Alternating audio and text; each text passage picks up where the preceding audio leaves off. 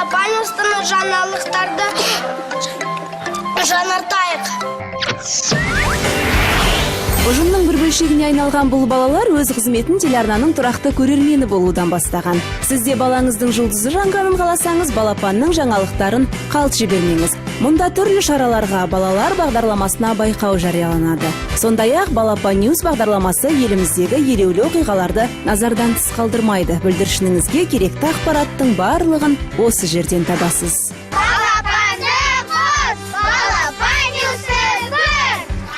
Балапанның қандай мультфильмдерін жақсы көресіңдер? Батыл балақай, Батыл балақай, саяхатшыдан. Балапанда мультфильмдер көп. Диего. Бұл дүниеде менен пысық, менен шебер жан таппайсыз. Балапан телеарнасынан көрсетілген мультфильмдер балалар арасында үлкен сұранысқа ие. Осыдан 6 жыл бұрын тайтайлап алғаш жұмысын бастаған Балапан Disney, DJ сынды әлемге танымал алпауыт компаниялармен әріптес болып үлгерді.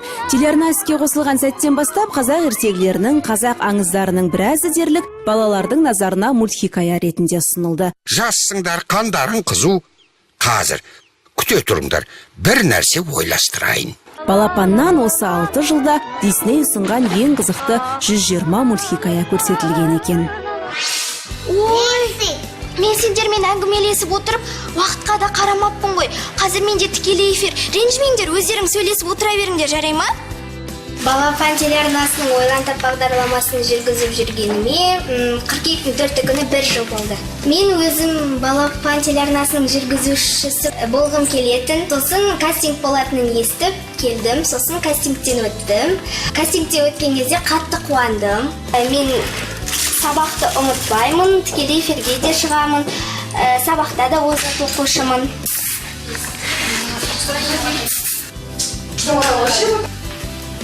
Студия, внимание. Сәлематсыздар, эфирный. Бүгінгі күнде біз өзіндік бағдарлама есептелінеді. 3 тікелей бағдарламамыз бар.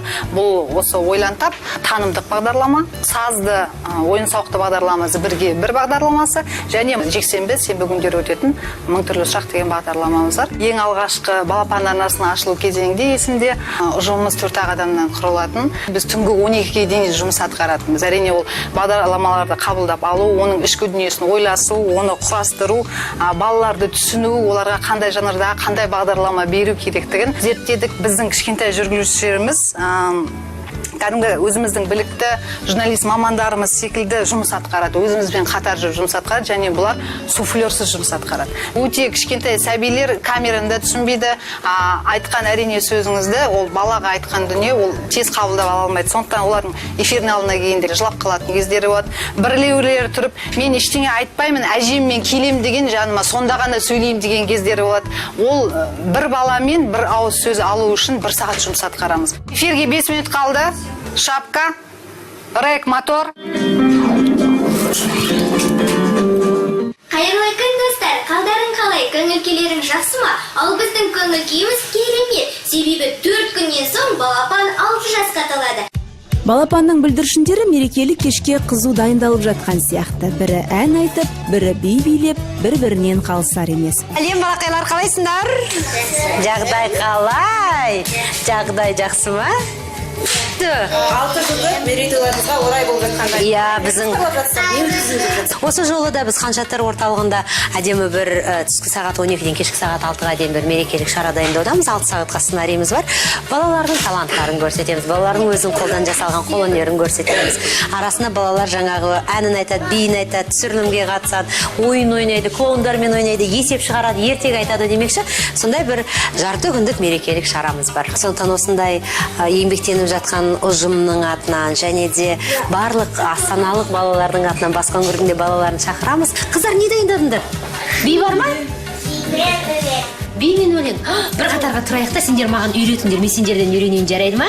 Тыңдашы, маған бәрін қарашы, мен кішкентай қыздарын біздің берейміз. Балапан да мен сияқты 6 жасқа толды ғой. Туған күні